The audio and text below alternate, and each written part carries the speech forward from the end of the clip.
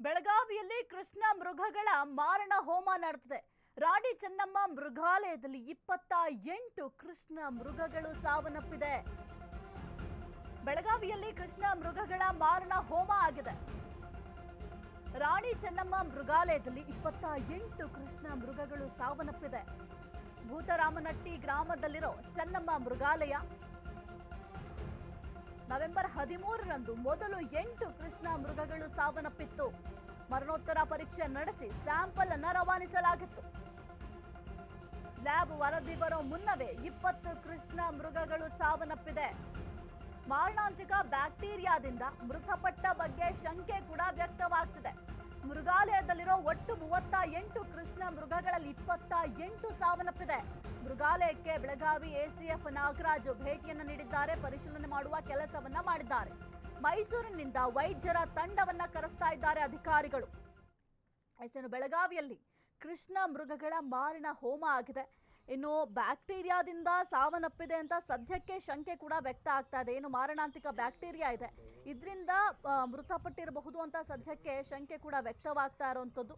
ಮೃಗಾಲಯದಲ್ಲಿ ಒಟ್ಟು 38 ಕೃಷ್ಣ ಮೃಗಗಳಿದ್ವಂತೆ, ಆದರೆ ಅದರಲ್ಲಿ 28 ಕೃಷ್ಣ ಮೃಗಗಳು ಸಾವನ್ನಪ್ಪಿದೆ.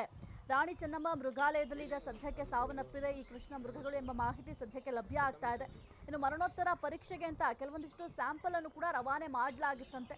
ಆ ಒಂದು ಸ್ಯಾಂಪಲ್ ಬರುವ ಮುನ್ನವೇ 20 ಕೃಷ್ಣ ಮೃಗಗಳು ಸಾವನ್ನಪ್ಪಿದೆ. ಮೊದಲು 8 ಕೃಷ್ಣ ಮೃಗಗಳು ಸಾವನ್ನಪ್ಪಿತ್ತು, ಅದಾದ ನಂತರ 20 ಕೃಷ್ಣ ಮೃಗಗಳು ಸಾವನ್ನಪ್ಪಿದೆ.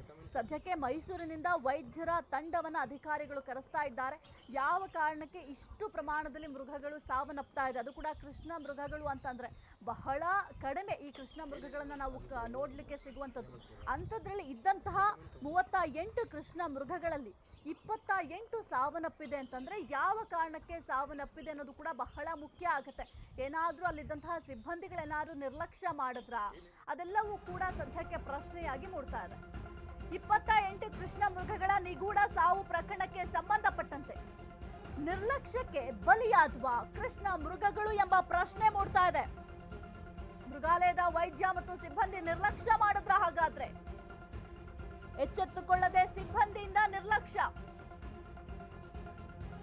ತನಿಖೆಗೆ ಆದೇಶ ನೀಡಿದ ಅರಣ್ಯ ಸಚಿವ ಈಶ್ವರ್ ಖಂಡ್ರೆ ಸದ್ಯಕ್ಕೆ ಅರಣ್ಯ ಸಚಿವರ ಆದೇಶವನ್ನ ನೀಡಿದ್ದಾರೆ. ಯಾವ ಕಾರಣಕ್ಕೆ ಇಷ್ಟು ಪ್ರಮಾಣದಲ್ಲಿ ಕೃಷ್ಣ ಮೃಗಗಳು ಸಾವನ್ನಪ್ತಿದೆ ಅನ್ನೋದು ಕೂಡ ಬಹಳ ಮುಖ್ಯ ಆಗುತ್ತೆ.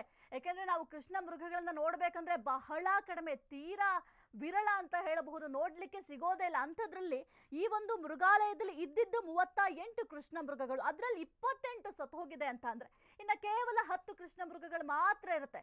ಇಷ್ಟು ಪ್ರಮಾಣದಲ್ಲಿ 28 ಕೃಷ್ಣ ಮೃಗಗಳು ಸತ್ತಿದೆ ಅಂತಂದ್ರೆ ಅದಕ್ಕೆ ಕಾರಣ ಏನು? ಕೇವಲ ಮಾರಣಾಂತಿಕ ಬ್ಯಾಕ್ಟೀರಿಯಾದಿಂದ ಇಷ್ಟು ಪ್ರಮಾಣದಲ್ಲಿ ಕೃಷ್ಣ ಮೃಗಗಳು ಸಾವನ್ನಪ್ತಾ, ಅಥವಾ ಅಲ್ಲಿರುವಂತಹ ಸಿಬ್ಬಂದಿಗಳು ಸರಿಯಾಗಿ ನೋಡ್ಕೊಂಡ್ಲಿಲ್ವಾ, ನಿರ್ಲಕ್ಷ್ಯ ಮಾಡಿದ್ರ? ವೈದ್ಯರ ತಂಡ ಪ್ರಾರಂಭದಲ್ಲಿ ಏನಾದ್ರೂ ಸ್ವಲ್ಪ ಕಾಯಿಲೆ ಅಥವಾ ಏನಾದ್ರೂ ತೊಂದರೆ ಕಾಣಿಸ್ಕೊಂಡಾಗ ವೈದ್ಯರು ಏನ್ ಮಾಡ್ತಾ ಇದ್ರು ಎಂಬ ಪ್ರಶ್ನೆ ಕೂಡ ಸದ್ಯಕ್ಕೆ ಮೂಡ್ತಾ ಇದೆ.